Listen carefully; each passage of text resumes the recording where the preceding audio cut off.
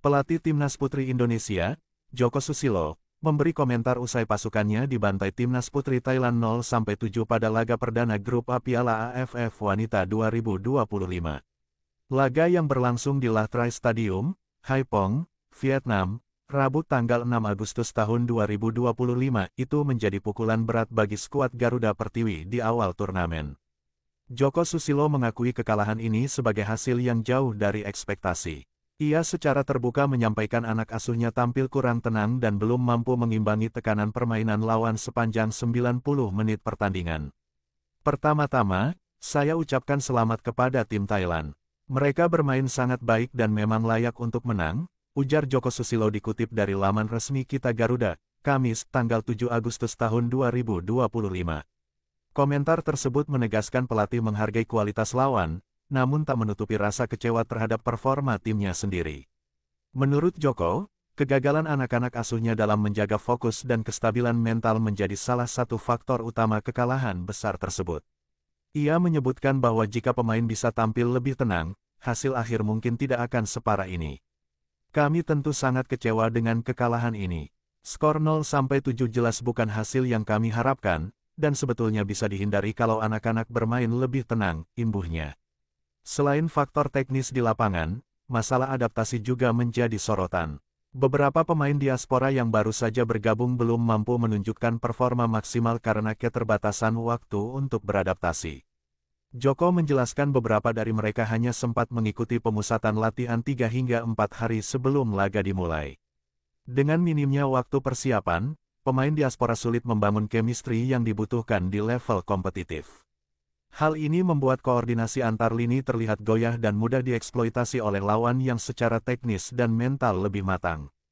Saya yakin kami bisa tampil lebih baik dari ini. Hanya saja, beberapa pemain terutama yang berasal dari luar negeri baru bergabung ke pemusatan latihan 3-4 hari sebelum pertandingan, ungkapnya. Kekalahan ini menjadi catatan penting bagi tim pelatih menjelang pertandingan kedua kontra tuan rumah Vietnam. Jadwal berat menanti Garuda Pertiwi karena Vietnam dikenal sebagai tim tangguh dengan rekor solid di Piala AFF Wanita. Laga akan kembali meski dihantam kekalahan telak di laga perdana, peluang Timnas Putri Indonesia belum sepenuhnya tertutup. Evaluasi cepat, perbaikan mental bertanding, dan peningkatan kerjasama tim menjadi keharusan jika ingin bangkit di laga berikutnya. Turnamen masih panjang, dan setiap pertandingan bisa menjadi titik balik jika dimanfaatkan dengan tepat. Tanda hubung. Berikut klasemen Grup A Piala AFF Wanita 2025 usai Timnas Putri Indonesia dibantai Thailand 0-7. Tim Garuda Pertiwi menempati posisi juru kunci. Timnas Putri Indonesia kalah dari Thailand 0-7 pada laga perdana Grup A Piala AFF Wanita 2025 di Lathrai Stadium, Haiphong, Vietnam, Rabu tanggal 6 Agustus tahun 2025. Thailand unggul 5 gol di babak pertama. 5 gol Thailand di babak pertama lahir lewat brace Karenjanatat Pomsri, menit ke-6 dan 27, Madison Kastin, 19, Picayatida Manowang, 40, dan Janista Jinantuya, 41. Thailand menambah 2 gol selepas jeda melalui Pinyapat Klinclay, 71, dan Tawanrat Promtongmet, 72. Kekalahan itu membuat Indonesia menempati peringkat keempat di Grup A dengan 0 poin. Garuda Pertiwi kalah selisih gol dari Kamboja yang menempati peringkat ketiga usai kalah 0-6 dari Vietnam. Hasil ini sekaligus membuat Thailand memimpin klasemen Grup A dengan 3 poin. Lalu disusul Vietnam di tempat kedua dengan poin sama. Meski kalah telak, Indonesia tetap masih memiliki peluang lolos ke babak berikutnya meski sangat tipis. Juara dan runner-up di tiap grup akan lolos ke babak semifinal Piala AFF Wanita 2025. Pelatih Timnas Putri Indonesia, Joko Susilo, menyampaikan kekecewaannya usai timnya menelan kekalahan 0-7 dari Thailand dalam laga perdana Grup A Piala AFF Wanita 2025. Pertandingan tersebut berlangsung di Lathrai Stadium, Haiphong, Vietnam, Rabu tanggal 6 Agustus tahun 2025. Ia mengaku kecewa dengan hasil dan permainan anak asuhnya yang tidak tenang. Pertama, selamat dulu untuk tim Thailand. Mereka memang layak menang. Tapi kami sangat kecewa dengan kekalahan 7-0 ini. Seharusnya tidak sampai segitu, jika anak-anak lebih tenang lagi, kata Joko dalam konferensi pers setelah pertandingan, dikutip dari keterangan audio yang diterima. Joko menyebut hasil tersebut jauh dari ekspektasi.